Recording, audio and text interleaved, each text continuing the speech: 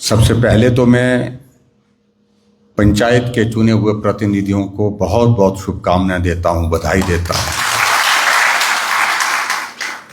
क्योंकि लोकतंत्र की सबसे सशक्त और मूल इकाई जो जमीन से जुड़ी हुई है वो पंचायती राज संस्थाएं होती है और उस भी सहयोग की आवश्यकता है। जो साथ नहीं चला उसको भी साथ लेकर के चलना, उस दृष्टि से मुझे लगता है कि एक बहुत बड़ी जिम्मेवारी जो चुने हुए प्रतिनिधि हैं उनके ऊपर प्रत्यक्ष रूप से है।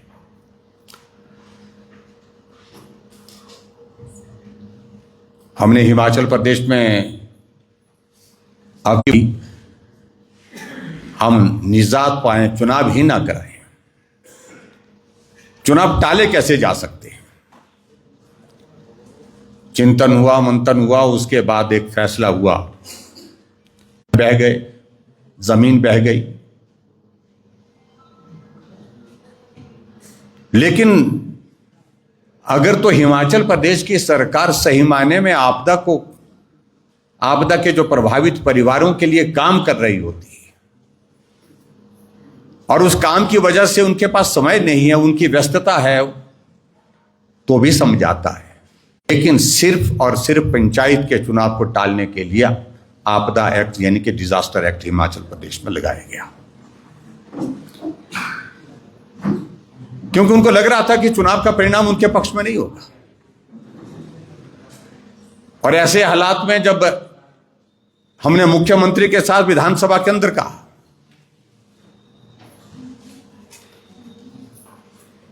कि आप चुनाव कराइए, तो मुख्यमंत्री बार बार एक ही बात कहते रहते हैं कि मेरे सामने आपदा से प्रभावित लोगों की मदद करना इस वक्त प्राथमिकता है। प्राथमिकता अगर होती तो हम भी मान जाते हैं, लेकिन प्राथमिकता सिर्फ चुनाव टालना थी। और ऐसी सूरत में हमारे पास कोई और रास्ता नहीं रहा। भारतीय जनता पार्टी ने तय किया कि हम अपनी बात को हाईकोर्ट में रखेंगे, कानून के जो अधिकार है उसका उपयोग करेंगे। हम हाईकोर्ट में गए, हाईकोर्ट ने सारी बात सुनी और हाईकोर्ट ने आदेश किए कि 30 अप्रैल तक, शायद पहले अप्रैल कहा गया था, कि हिमाचल प्रदेश की सारे पंचायतों के चुनाव करा दिए जाए। फिर वो सब फैसला जो है मंत्रिमंडल की बैठक में फिर से रिव्यू किया गया और मंत्रिमंडल ने हिमाचल प्रदेश में फैसला लिया कि हाईकोर्ट के फैसले को हम सुप्रीम कोर्ट में जाकर के चुनौती देंगे। और सुप्रीम कोर्ट चले गई सरकार, चुनाव नहीं करा सकते। सुप्रीम कोर्ट में मामला दर्ज किया, सुप्रीम कोर्ट में मामला गया तो हम भी वहां पर सुप्रीम कोर्ट में अपना पक्ष रखने के लिए गए। सरकार ने सरकारी वकील खड़ा किया। सरकार ने बड़े बड़े जिनकी एक एक फीस एक एक कोर्ट में जो है 50-50 लाख है, उनको खड़ा किया वकील के रूप में। लेकिन जब सुप्रीम कोर्ट के सामने हमने अपना पक्ष रखा तो सुप्रीम कोर्ट ने भी फैसला दिया कि 31 मई तक हिमाचल प्रदेश में आप पंचायती राज संस्थाओं के चुनाव और शहरी निकाय के चुनाव संपन्न करवाइए। फिर उसके बाद प्रदेश की सरकार के पास कोई रास्ता नहीं बचा चुनाव कराने के सिवाय। मैं इसलिए इन सारी चीजों का जिक्र कर रहा हूं। आप तो चुनाव लड़ करके जीत करके जनप्रतिनिधि के नाते, पंचायत के प्रधान, उप प्रधान, बीडीसी के मेंबर, वार्ड मेंबर, जिला परिषद के मेंबर के नाते यहां पर बैठे हैं। अगर आप जनप्रतिनिधि के नाते यहां पर बैठे हैं, अगर आज हिमाचल प्रदेश में आप सबको प्रधान बनने का मौका मिला, जनप्रतिनिधि बनने का अगर मौका मिला है, तो इसके लिए सबसे ज्यादा बड़ी लड़ाई अगर लड़ी है सुप्रीम कोर्ट, तो भारतीय जनता पार्टी ने लड़ी। अगर हम चुनाव में हम सुप्रीम कोर्ट नहीं जाते, ना चुनाव होता और ना ही आप जनप्रतिनिधि के नाते यहां पर बैठे होते। आज पंचायतों को पंचायत के सेक्रेटरी चला रहे होते, और बाकी जगह भी सरकारी मशीनरी के माध्यम से, कुछ जगह तो तय किया कि मास्टरों के माध्यम से जो है वो वहाँ पर जो है वो विकास के कार्य पंचायत के अंदर, वार्ड्स के अंदर जो है वो चलाए जाएंगे। इसलिए हमने समझा कि अगर आप इस लंबे संघर्ष के बाद जो जनप्रतिनिधि के नाते जो चुनकर के यहां पर आए, उनके बीच में इन सारी बातों का भी जिक्र होना चाहिए कि आखिरकार जो संघर्ष भारतीय जनता पार्टी ने आपको इस मुकाम पर, इस पद पर बैठाने के लिए, पहुंचने के लिए किया है, उसका भी जिक्र हो, उसको भी आप स्मरण रखें। और एक बात सही है कि हिमाचल प्रदेश में जब पंचायत के चुनाव हुए, चुनाव के परिणाम निकले, तो परिणाम इस प्रकार से निकले जिसमें मुख्यमंत्री सुक्खू जी का जो अंदेशा था वो सही निकला। आज अगर हिमाचल प्रदेश में अगर हम देखें, लगभग 70% पंचायतों में भारतीय जनता पार्टी के प्रधान और उप प्रधान जीत कर गया। आमतौर पर यह आंकड़ा सत्ता में रहते हुए भी 70% नहीं पहुंचता था, 50 और 60 के बीच में रहता था, थोड़ा थोड़ा फर्क होता था। आज अगर हिमाचल प्रदेश में आपके सामने यहां पर हम खड़े हैं, 12 जिले हिमाचल प्रदेश में, और 12 जिलों में से 10 जिलों में चुनाव हुआ। 10 जिलों में से 9 जिलों में कांग्रेस पार्टी चेयरमैन जिला परिषद के लिए और वाइस चेयरमैन के लिए कैंडिडेट तक खड़े नहीं कर पाए। सर्वसम्मति से वहां पर चुनाव हुआ। 10 में से 9 जिलों में चुनाव हो गया, भाजपा के चेयरमैन वाइस चेयरमैन बने।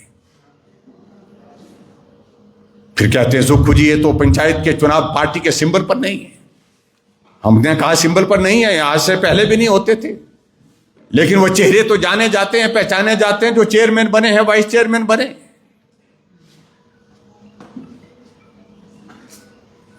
हमने कहा कोई बात नहीं, अगर पंचायत के, जिला परिषद के और बीडीसी के मेंबर अगर पार्टी के सिंबल पर उनके चुनाव नहीं हुए, तो नगर निगम 4 जगह हिमाचल प्रदेश में चुनाव हुए, 4 जगह पार्टी के सिंबल पर चुनाव हुए। ईवीएम लगी वहां पर, ईवीएम में कमल का चुनाव चिन्ह भी था, कांग्रेस का हाथ का चुनाव चिन्ह भी था, और जो इंडिपेंडेंट होते थे उनको अलग अलग चुनाव चिन्ह मिलते थे। और जब चुनाव का परिणाम निकला नगर निगम का, 4 में से 3 जगह भारतीय जनता पार्टी, धर्मशाला, मंडी जो बड़े बड़े शहर हैं, बड़े बड़े जहां पर पॉपुलेशन है, बड़े जिले हैं, कांगड़ा प्रदेश का सबसे बड़ा जिला, और धर्मशाला की नगर निगम में भाजपा। कांगड़ा के बाद हिमाचल प्रदेश में सबसे बड़ा दूसरा जिला मंडी, लेकिन भाजपा के मेयर डिप्टी मेयर वहां पर बने। सोलन जिला में भारतीय जनता पार्टी के मेयर डिप्टी मेयर बने। हमने कहा इस पर क्या कहना है, उस पर भी कुछ नहीं कहने की स्थिति में।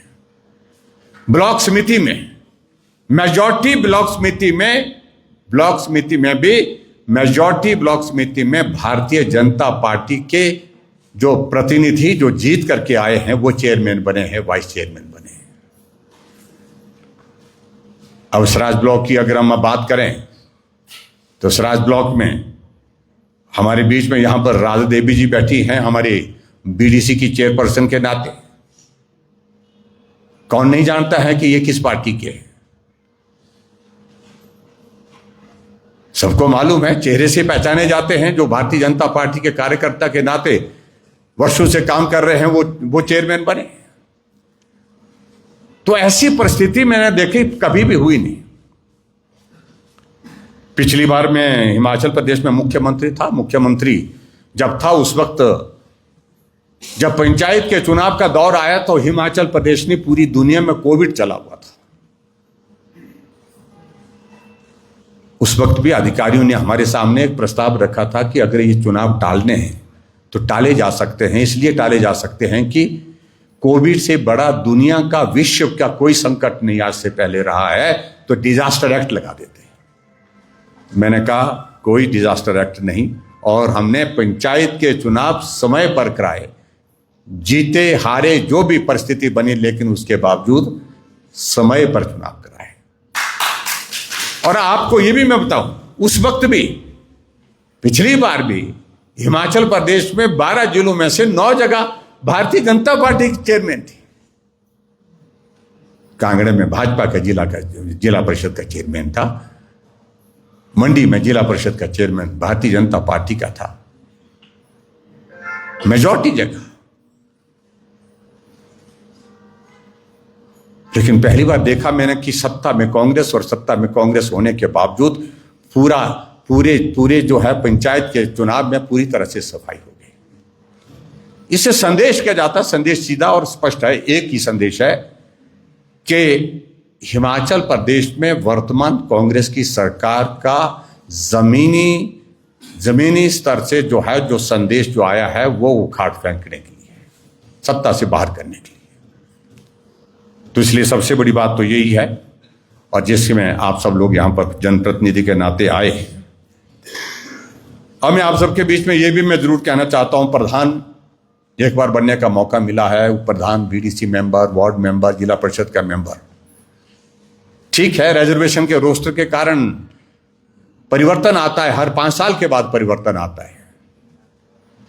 लेकिन मैं एक बात जरूर कहना चाहता हूं, अगर अच्छा काम आप लोगों ने किया होता है, आप प्रधान नहीं भी होंगे तो उस कार्यकाल को, उस कालखंड को लोग याद करते हैं कि वो प्रधान था, उनके कार्यकाल में पंचायत में ये काम हुआ है। लोग नहीं भूलते उन बातों को। इसलिए आप सबके बीच में हमारा ये कहना है कि काम इस प्रकार से करें। बहुत सारे काम करना, इसको भी खुश करना, उसको भी खुश करना, वो संभव ही नहीं है। लेकिन कुछ काम ऐसे पंचायत के अंदर होने चाहिए जिसमें आप अच्छी तरह से पंचायत के चुने हुए प्रतिनिधि के नाते वो काम कर सकते हैं, जिनको आने वाले समय, लंबे समय तक याद रखें। ये मुझे आप सबसे जरूर कहना है। और इसके अलावा मुझे ये भी आप सबके बीच में कहना है, देखना कहां ये लूज है कनेक्शन कहीं, यहां देखिए, कोई सिस्टम को कौन देखा? हाँ, फोन हटा दो भाई। हाँ, इसको कहीं और लगा देना, बाद में कुछ नहीं होता। और दूसरी बात मैं ये भी मैं कहना चाहता हूं कि जनप्रतिनिधि के नाते अब आपकी एक पहचान बन गई उस पंचायत में, उस इलाके में जहां के प्रतिनिधित्व कर रहे हैं आप। अब आपको नाम के साथ पुकारा जाता है, लेकिन नाम के से ज्यादा आपको प्रधान के नाम से उप प्रधान जी, ये सारे जिंदगी भर के लिए जुड़ जाते हैं। और जिस अलंकार को जिंदगी भर आप सुनते रहेंगे, ओ प्रधान जी, ओ प्रधान जी, ऐसे बोलेंगे ना, आपको याद करते हैं। एमएलए बन जाता है तो उसको बोलते विधायक जी। कहां जा रहे हैं भैया? विधायक जी के घर जा रहे हैं। किसकी गाड़ी गई? विधायक जी की गाड़ी गई। चाहे वो विधायक नहीं भी रहा तो भी विधायक शब्द जो उसके लिए जुड़ जाता है, ऐसा आपके लिए भी जुड़ जाता है। यानी कि आप जनप्रतिनिधि के नाते एक समाज में एक जगह प्रतिष्ठा के साथ जो है सम्मान ग्रहण करने के लिए आपको इस सौभाग्य प्राप्त हुआ। ये एक बहुत बड़ी बात है जिसको आप लोगों को सोचना है। हम अच्छी तरह से काम करें, ईमानदारी के साथ काम करें। और दूसरी बात जो महत्वपूर्ण है, मुझे लगता है कि पंचायत के चुनाव का जब परिणाम आया, 78 पंचायतें हैं हिमाचल मेरे सराज विधानसभा क्षेत्र में, और जब मैंने थोड़ा इसको एनालिसिस किया, इसका आकलन किया, असेसमेंट किया, तो मैंने देखा 78 पंचायतों में से लगभग 68 जगह मुकाबला भाजपा में हुआ है।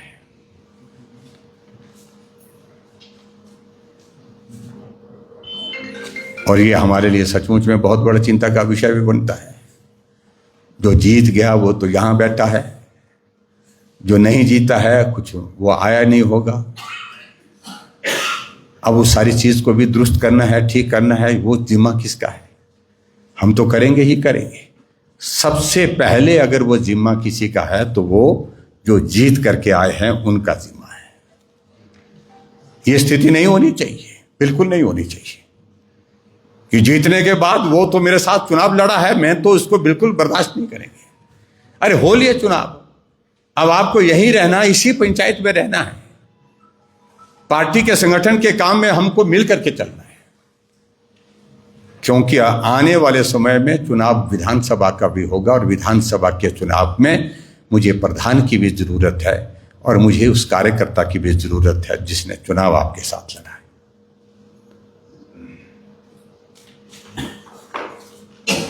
सबसे पहले तो मुझे लगता है कि अधिकांश तो यहाँ पर पार्टी के साथ ही हमारे जुड़े हैं, कुछ नहीं भी जुड़े हैं, उनसे भी मैं इस बात के लिए कहना चाहता हूँ, प्रधान का कार्यकाल 5 वर्ष के लिए होता है, लेकिन पार्टी में संगठन का काम करते हुए जो कार्यकर्ता जो है वो 5 वर्ष के लिए नहीं, वो जीवन भर के लिए होता है। इस बात को हमें तो चलता रहेगा, प्रधान आज होंगे कल नहीं होंगे, लेकिन पार्टी के कार्यकर्ता तो हम हैं, जिस विचारधारा से हम जुड़े हैं, जिस पार्टी के संगठन से जुड़े हैं, उसके साथ मेरी वजह से पार्टी को क्षति नहीं होनी चाहिए, मेरी वजह से पार्टी को नुकसान नहीं होना चाहिए, चाहे वो चुनाव जीता है चाहे वो चुनाव हारा है। कठिन काम है, मैं मानता हूं। आप लोग सोच में पड़ गए हैं कि ये कठिन काम कैसे होगा, लेकिन ये किया जा सकता है। उसके लिए देखा कि पंचायत के प्रधान जब जीत गए तो जीतने के बाद हमको फोन करने लगे कि हमने धाम का इंतजाम रखा है। इच्छा मेरी भी थी कि मैं भी धाम में जाऊं, लेकिन जाने लायक रखा नहीं। जाने लायक इसलिए नहीं रखा है कि लड़ाई अपनों के साथ ज्यादा हुई है। एक जगह धाम में चला गया तो दूसरा इसी बात को लेकर के बैठेगा। देखा ना, हमने बोला था ना कि बस मैं तो हारा ही इसकी वजह से, बोलते हैं देखो एमएलए जो है वहां धाम में पहुंच गया, यही मेरे हारने का कारण है। तो मैं इस बार पंचायत के चुने हुए प्रतिनिधियों को बधाई जरूर दी, शुभकामनाएं जरूर दी, जो मिलने आए उनको भी, जो नहीं मिलने भी आए उनको भी दी, लेकिन धाम में नहीं जा पाया। मैंने कहा आपके धाम का जश्न आप करिए, आप, क्योंकि जीत है तो जीत का जश्न स्वाभाविक है, वो होगा, लेकिन उससे हमारी इस प्रकार की परिस्थिति, हाँ ठीक है, जहां कई जगह ऐसी स्थिति थी कि जहां मुकाबला सीधा सीधा था वहां जा सकता था। फिर मैंने कहा छोड़ दीजिए, जब एक जगह छोड़ दिया तो मैं कहीं भी पंचायत के प्रधान के इसमें नहीं गया। धाम तब देंगे आप जब उन सब साथियों को मिल करके इकट्ठा करने के बाद अगर फिर हमको बुलाएं कि हम सब अब एक हो गए हैं, मिल करके चल रहे हैं, मिल करके काम कर रहे हैं, मिल करके आने वाले समय में पंचायत में विकास करेंगे, मिल करके आने वाले समय में संगठन में काम करेंगे, मिल करके आने वाले समय में विधानसभा के चुनाव में काम करेंगे, तो तब मेरे को धाम में जरूर बुलाना, वहां जरूर आऊंगा। मेरा अभिप्राय यह है कि इस बात को लेकर के हम इस बात को देखते हैं, जाते हैं। तो पंचायत में चुनाव के बाद विधानसभा का चुनाव होता है, जब चुनाव में जाते हैं तो आदमी, कई बार हम चेहरे पर ही नजर मार लेते हैं कि कोई हमारे साथ चला हुआ आदमी का चेहरा देख करके वो सामने वाले का चेहरा जो है, उसके चेहरा जो है कुछ थोड़ा नाराज दिख रहा है, निराश दिख रहा है, गुस्से में दिख रहा है। हम बात करने की कोशिश कर रहे हैं, वो बात करने का मन भी उसका ठीक तरह से नहीं है। हमने कहा भी क्या हुआ, कई बार तो हम ऐसे बोल देते हैं वो कि भाई आप इनसे ही वोट ले लो जी, बोलते हैं। हमने कहा क्या हुआ, वो भी कार्यकर्ता है, आप भी कार्यकर्ता तो है, लेकिन इलेक्शन लड़ा बोलते मेरे साथ। अब हम क्या जाएं, कहां जाएं? हमको वो भी चाहिए, हमको वो भी चाहिए। तो इसलिए सबसे पहले तो मेरा आप सबसे यही निवेदन है कि कहीं अगर चुनाव के कारण ढाल मुजरा बंद हुआ है तो उस ढाल मुजरे को खोलो, पहले सबसे पहले इस काम को करो, ताकि हम फिर जाने की स्थिति में हो पाए। तो एक तो मेरा आप सबसे यह निवेदन है। दूसरी बात यह है, पंचायत के चुने हुए प्रतिनिधि के नाते इस बात को भी आप मान करके चलिए कि आपको अपनी पंचायत में विकास करना है, अपने क्षेत्र में ब्लॉक समिति में काम करना है, विकास करना है, तो आपको उन लोगों को भी साथ विश्वास में लेने का प्रयत्न करना चाहिए जो साथ नहीं भी थे। क्योंकि आजकल के इस जमाने में काम रोकना बहुत आसान हो गया है, काम करना बहुत कठिन हो गया। एक भी आदमी अगर पंचायत में इस काम में लग गया कि मैंने इस प्रधान से काम नहीं होने देना है, दूसरे की जरूरत ही नहीं है। इसलिए कोशिश करो, ठीक है, हद तक कोशिश करो। नहीं कोई साथ चलता है, नहीं कोई मानता है, वो अलग परिस्थिति है, लेकिन प्रयत्न करिए। अगर काम करना है तो आपको उनका सहयोग लेने के लिए आगे बढ़ना पड़ेगा। और इसके अलावा वो ये भी मैं कहना चाहता हूं कि आप सबको बहुत सावधानी के साथ काम करना है। मैं देख रहा हूं यहां जितने भी जनप्रतिनिधि के नाते आप सब लोग बैठे हैं, अधिकांश लोग तो वो हैं जो पहली बार जीत करके आए हैं, कुछ लोग दूसरी बार भी जीत करके आए हैं, कुछ लोग तीसरी बार भी जीत करके आए होंगे, लेकिन बहुत बड़ी संख्या ऐसी है जो पहली बार जीत करके आए हैं।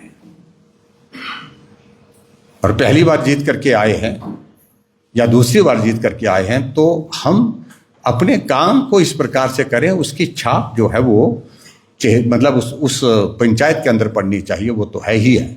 और दूसरा, ईमानदारी के साथ आज बहुत अच्छी छवि जनप्रतिनिधियों के नाते, जिसमें हम भी शामिल हैं, समाज में नहीं है। इसमें आपका कसूर है ऐसा भी नहीं है। ये परिस्थिति इस प्रकार के पूरे देश में बन गई है। और उस सारी स्थिति में हमको कैसे उस हालात में से सफलतापूर्वक आगे बढ़ना है। कोई आरोप प्रत्यारोप चुनावी दृष्टि से चलते रहते हैं, लेकिन उसके बावजूद इस प्रकार का कोई आरोप ना हो जिसके आरोप के कारण जो है आपको आने वाले समय में चुनाव लड़ना या जनप्रतिनिधि बनने में कठिनाई हो। इस बात को थोड़ा सा मुझे लगता है कि आप सब लोग ध्यान में रखेंगे। ईमानदारी से काम करें, लगन के साथ काम करें, ये बहुत आवश्यक है। आज हिमाचल प्रदेश में सरकार ऐसी है जिस सरकार के पास पैसा नहीं है। पंचायत के चुने हुए प्रतिनिधि के नाते पहले तो हमारे पास भी विधायक क्षेत्र विकास निधि होती थी और उसमें लगभग 2 करोड़ 20 लाख रुपए हमारे पास होता था, उसको हम बांटते थे। लेकिन आज की परिस्थिति ऐसी है कि हमको विधायक निधि भी बंद कर दी है।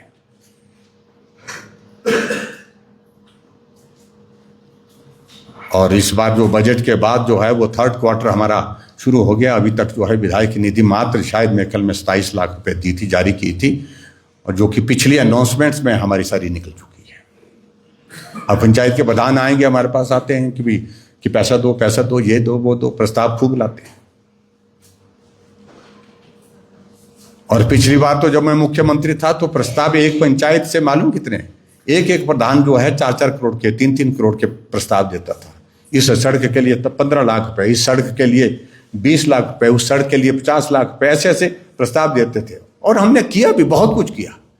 मैं दावे के साथ कह सकता हूं हिमाचल प्रदेश में जितना जनप्रतिनिधि के नाते पिछली बार हमने जनप्रतिनिधियों को पैसा विकास के लिए दिया है, आज से पहले कभी नहीं मिला, कभी नहीं मिला उतना। चाहे वो फाइनेंस कमीशन का पैसा था, वो चाहे बैकवर्ड एरिया सब प्लान का पैसा था। मैं डीसी से बात कर रहा था, मैं क्या बैकवर्ड एरिया सब प्लान का पैसा, बोलता आया नहीं। 90 करोड़ रुपए आता था, जिसमें से मेरे सराज विधानसभा क्षेत्र के मेजॉरिटी पंचायत, जो सिर्फ हमारी थोड़ी पंचायतें 12-13 पंचायतें जो ओवर ब्लॉक ही बनती है, वो पंचायतें बचती हैं। बाकी तो सराज ब्लॉक हमारा जंजैहली का, बाली चौक का दोनों बैकवर्ड एरिया सब प्लान में आता था। करोड़ों रुपए यहां पर उसके माध्यम से हम देते थे। विधायक निधि ऊपर से और होती थी, सांसद निधि ऊपर से और होती थी, डीसीपी हेड का पैसा अलग से होता था। तो अब आज की तारीख में जो स्थिति ऐसी है कि प्रधान डीसी के पास जा रहे हैं, फोन कर रहे हैं कि आप डीसी को बोल दो, डीसी को बोल देते हैं, वो कागज रख लेते हैं, लेकिन पैसा है नहीं। ऐसी परिस्थिति में कैसे करना है? ऐसी परिस्थिति में अपनी बात को लोगों के बीच में हमको साफ और स्पष्ट शब्दों में कहना है। प्रयत्न करेंगे, प्रयास करेंगे, पैसा मिलेगा, आपका काम करेंगे।